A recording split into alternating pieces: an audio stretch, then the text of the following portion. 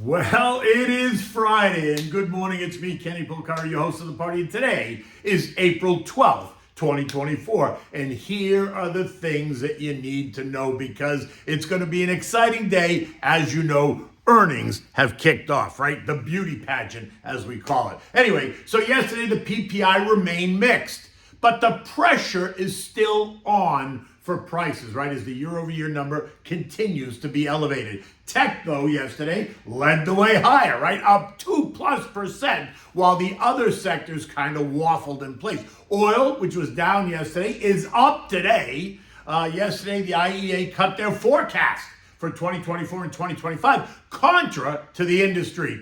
The ECB, as expected, left rates unchanged, but they teased that something may be about to change. I don't think so, but bank earnings hit the tape, and JP Morgan wows them. I love that. And what do we have in dinner tonight? We're having the Veal Scaloppini. All right, so the PPI came in line, kind of, right? The month-over-month numbers were on target. It was once again the core year-over-year number that surprised to the upside, showing that prices are up 2.4% versus the 2% last month at the producer level. It's the same story. Inflation remains sticky. Rising transportation costs and rising raw material costs are keeping inflation entrenched in the U.S. economy. Initially, stocks followed Wednesday's path lower. But as the morning turned to afternoon, the mood changed just a little bit, and we witnessed a rally led by some of the Magnificent Seven. Amazon up 1.7%, trading at all-time highs. Nvidia up 4%, Apple up 4.3%, Microsoft up 1.1%, Google up 2%. Even Tesla joined in the fun, up 1.6%.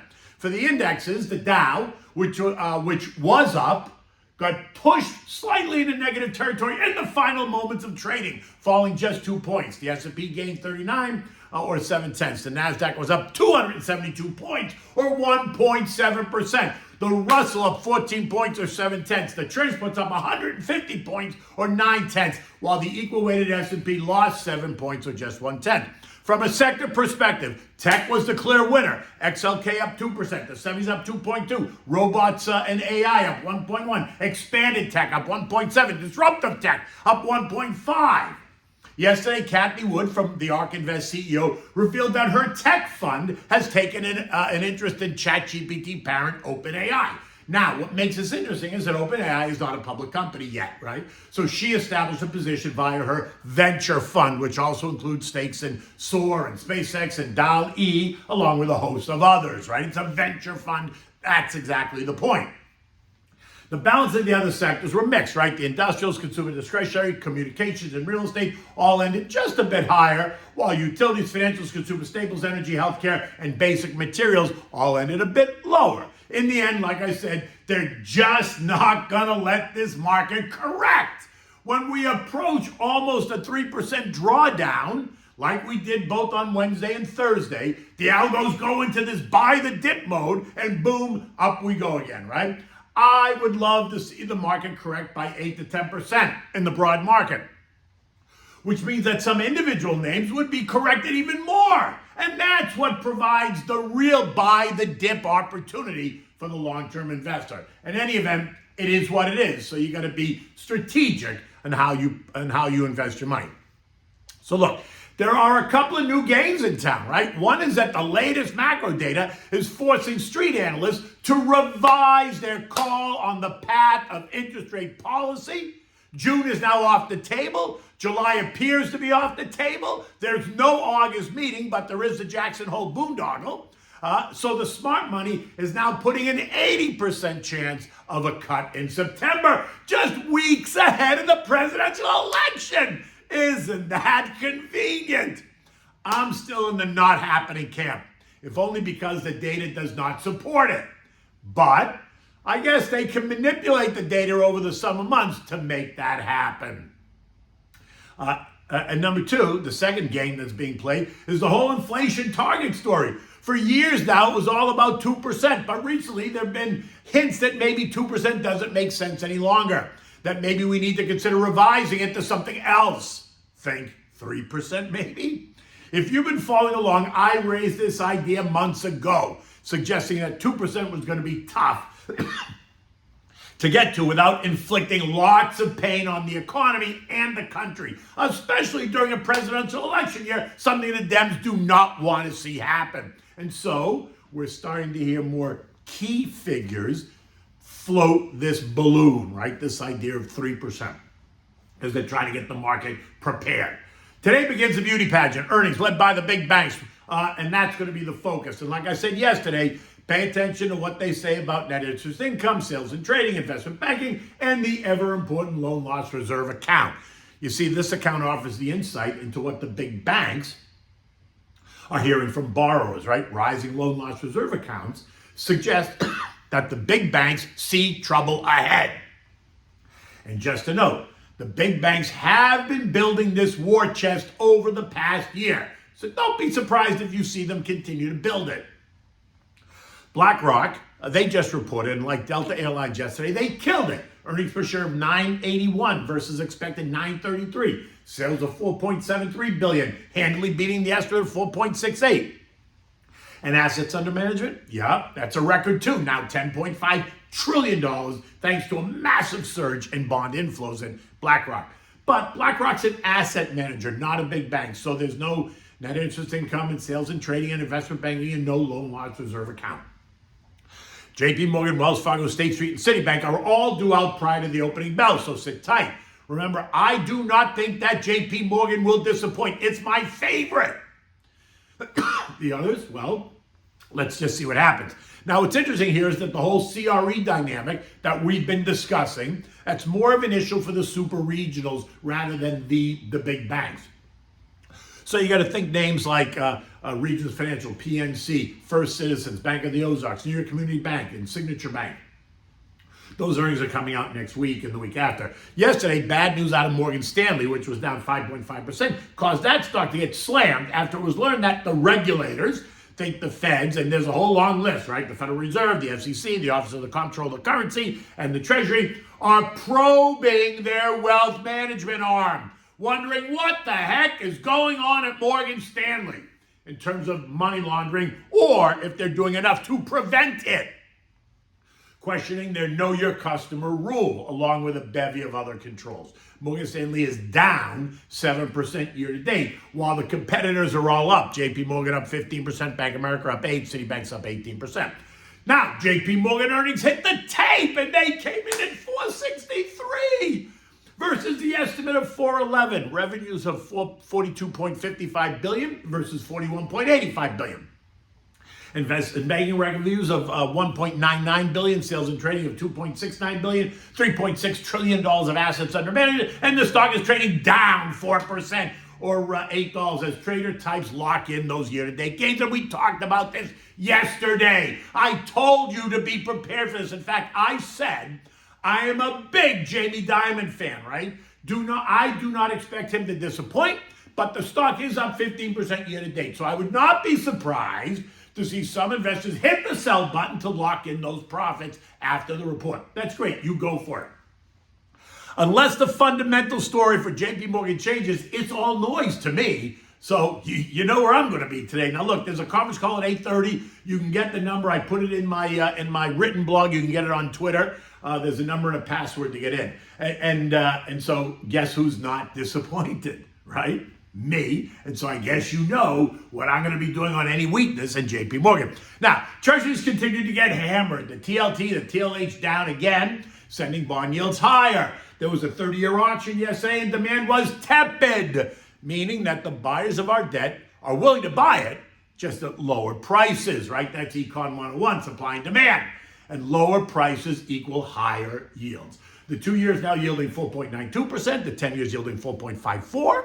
The 30-year is yielding 4.64%. That is up 18% since January 1st.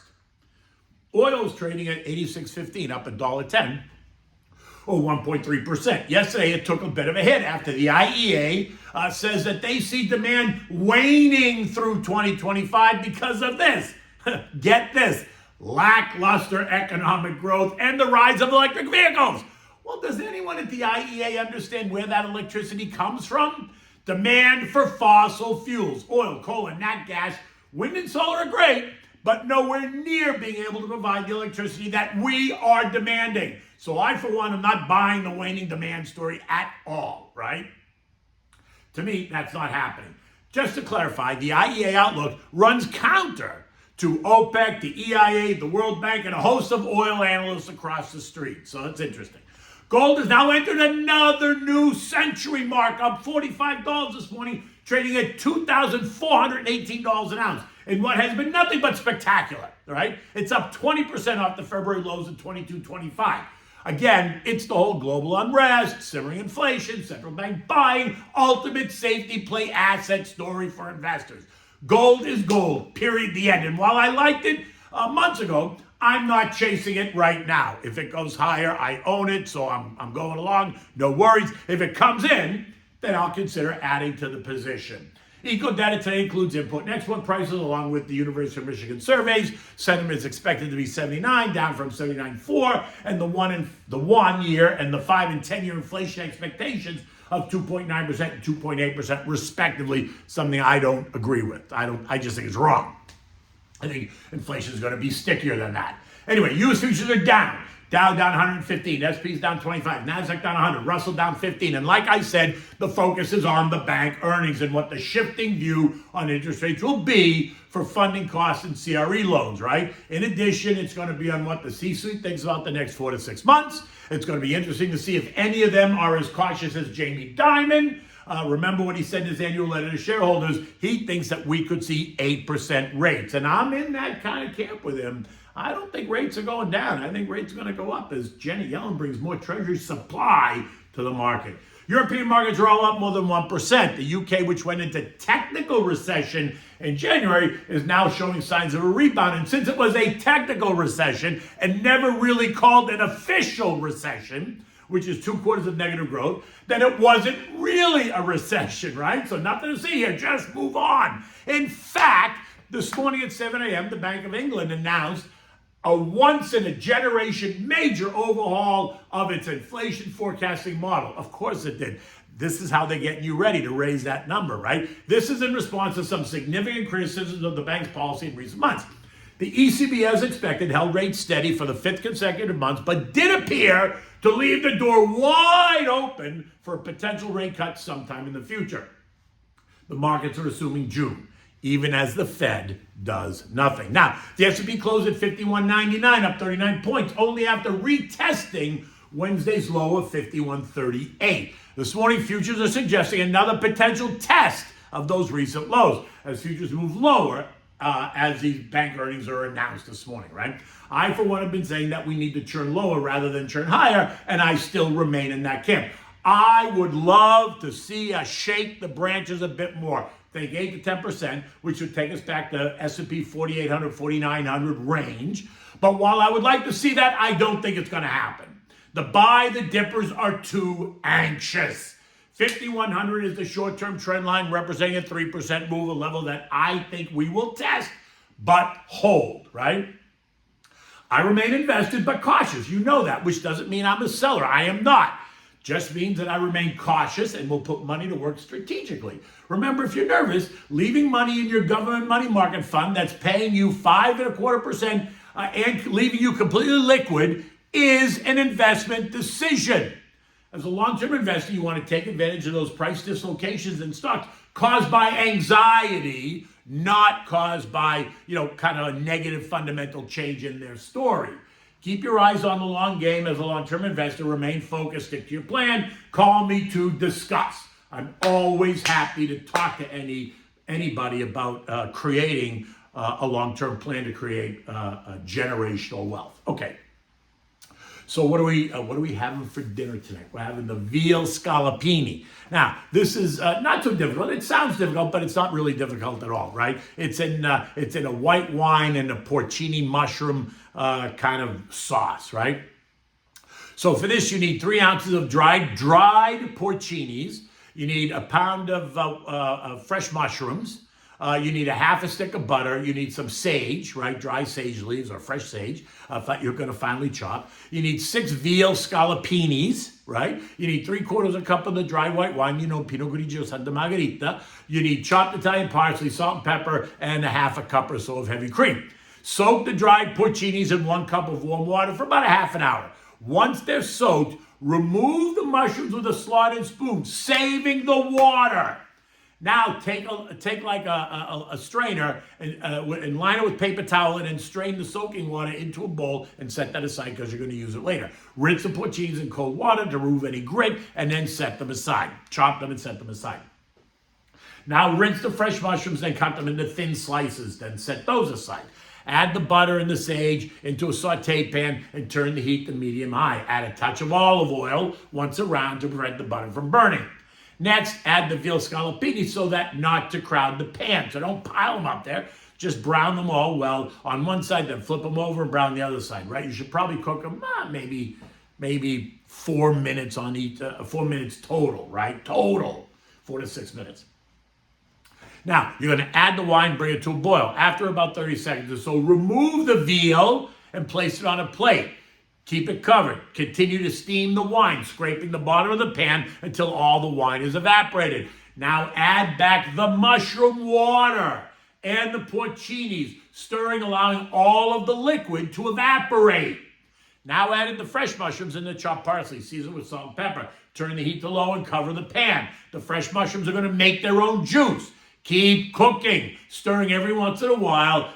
Remove the cover and allow the juice to evaporate. If you need to, pour a little bit out. Now add back a splash of white wine and then the heavy cream and stir until it becomes a little bit thicker, 3 or 4 minutes. Season the veal now with salt and pepper and add it back to the pan, leaving it long enough in there just to reheat, right? You want to turn them once or twice just to assure even heating.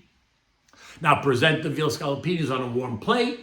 Serve this dish with like maybe a steamed asparagus that you season with salt and pepper and a dab of butter. Nothing dramatic. You want to prepare a salad of arugula, Boston beet, maybe some fresh spinach, add some red onions, cucumbers, sliced tomatoes, season with salt and pepper, oregano, a squirt of fresh lemon juice, and some olive oil. Keep it clean, right?